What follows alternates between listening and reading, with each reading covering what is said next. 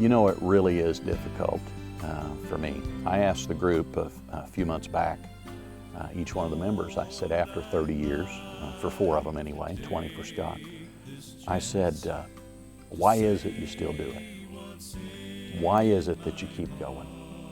And I thought it was going to be an easy question to answer, and the more I've thought about it, the more difficult it is to answer in just a short amount of time. But you know, I was a little bitty guy when I made a profession of faith. I was 5 or 6, and it was after Bible school, and I don't think that I fully understood what Jesus had done for me. And it wasn't until I was 17 that I really understood and I accepted Jesus into my life and got saved.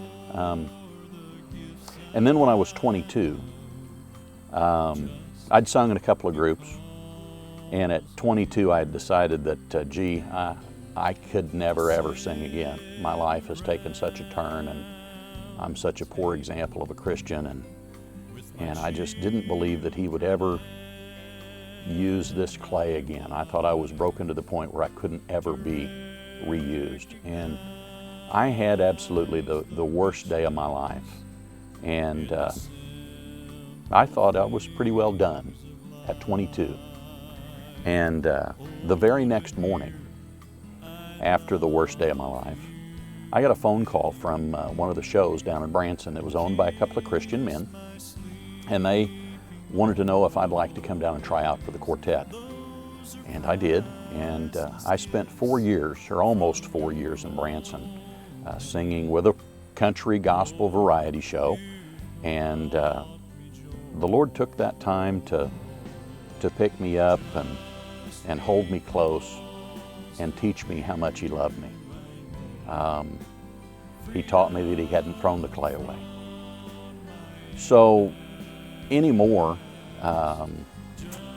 there's times when I go to meet the bus that it's hard for me to get my family together because everybody's starting to spread out, everybody's growing, and we got a grandbaby and one on the way, and we got one in college and one in East Tennessee, and just have one still at home. So it's hard to get them all together. And there are times when I get them together and I might get a chance to eat lunch, and then it just so happens that it's time for me to go meet the bus. So there's times I really don't want to go.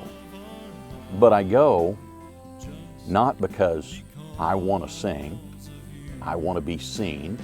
It's not for the crowds, it's not for the Calvarymen, it's simply because He loved me enough to save my soul when I was 17. And He loved me enough when I was 22 to save my life, and literally called me to sing. That I realize that as long as He wants me to sing and gives me an opportunity, that's what I need to be doing with the talent that He has given me. You know, I could name you dozens of bass singers that I think are a lot better than I am. But He proved to me that He wants me to use the talent that He's given me. And singing with the Calvarymen, that's just icing on the cake.